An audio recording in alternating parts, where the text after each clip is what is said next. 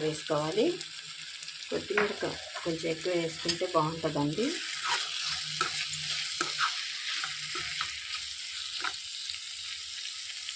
ఒక స్పూను గరం మసాలా వేసేసుకోవాలి. మొత్తం కలిపేసుకోవాలి. లేత బీరకాయ అయితే అండి అందులో వాటర్ దిగుతాయి, వాటర్ పోసుకునే అవసరం ఉండదు. అదే కనుక కొంచెం ఏమైనా ఫ్రెష్గా అయితే వాటర్ వచ్చేస్తాయండి. లేదు అవసరం అనుకుంటే కొద్దిగా వాటర్ యాడ్ చేసుకోవాలి. నేనైతే యాడ్ చేసుకోవట్లేదండి.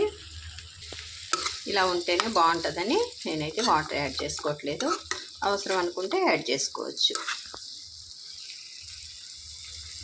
ఒక సెకండ్ పాటు మూతేసి మగ్గించుకుందాం.